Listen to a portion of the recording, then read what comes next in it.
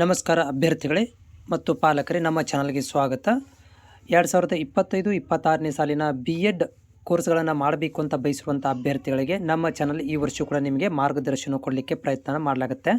So ಅಭ್ಯರ್ಥಿಗಳು ನೀವು ಮುಂದೆ BEdಗಳನ್ನು ಮಾಡಬೇಕಿತ್ತು, BSc BEd, BA BEd, BCom BEd ನೀವು ಮಾಡಬೇಕಂತಂದರೆ ನೀವು ಕಡಿಮೆ ಫೀಸ್ ಒಳಗಡೆ ಗೌರ್ಮೆಂಟ್ ಕಾಲೇಜುಗಳಲ್ಲಿ ಮತ್ತು ಪ್ರೈವೇಟ್ ಕಾಲೇಜುಗಳಲ್ಲಿ ಸೀಟ್ ತೊಗೋಬೇಕಿತ್ತು ಅಂತಂದರೆ ನೀವು ಆನ್ಲೈನ್ ಅರ್ಜಿಗಳನ್ನು ಈ ಒಂದು ವೆಬ್ಸೈಟಲ್ಲಿ ಆನ್ಲೈನ್ ಅರ್ಜಿಗಳನ್ನು ಸಲ್ಲಿಸಬೇಕಾಗುತ್ತೆ.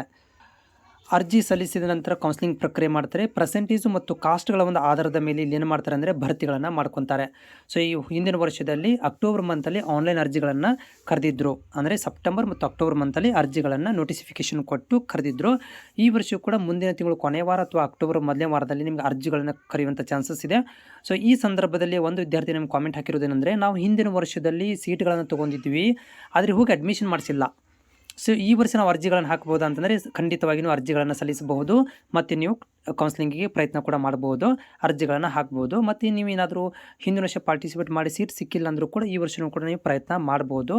ಇಲ್ಲಿ ಕಡಿಮೆ ಫೀಸ್ ಒಳಗಡೆ ನಿಮಗೆ ನಿಮ್ಮ ಜಿಲ್ಲೆಗಳಲ್ಲಿ ನಿಮಗೆ ಸೀಟನ್ನು ಪಡ್ಕೊಳ್ಳಿಕ್ಕೆ ಈ ಒಂದು ಆನ್ಲೈನ್ ಅರ್ಜಿಗಳು ಅನಿವಾರ್ಯವಾಗಿರುತ್ತೆ. ನೀವು ಅರ್ಜಿಗಳನ್ನು ಸಲ್ಲಿಸಿ ಕಡಿಮೆ ಫೀಸಲ್ಲಿ ಅಂದರೆ 10,000 ಒಳಗಡೆ ನೀವು ಏನು ಮಾಡ್ಬೋದು ಅಂತಂದರೆ ಒಂದು ಅರ್ಜಿಗಳನ್ನು ಹಾಕಿ ಸೀಟ್ಗಳನ್ನು ಪಡ್ಕೊಳ್ಬೋದು. ತುಂಬ ಒಳಗಡೆ 10,000 ಒಳಗಡೆ ಬರುತ್ತೆ.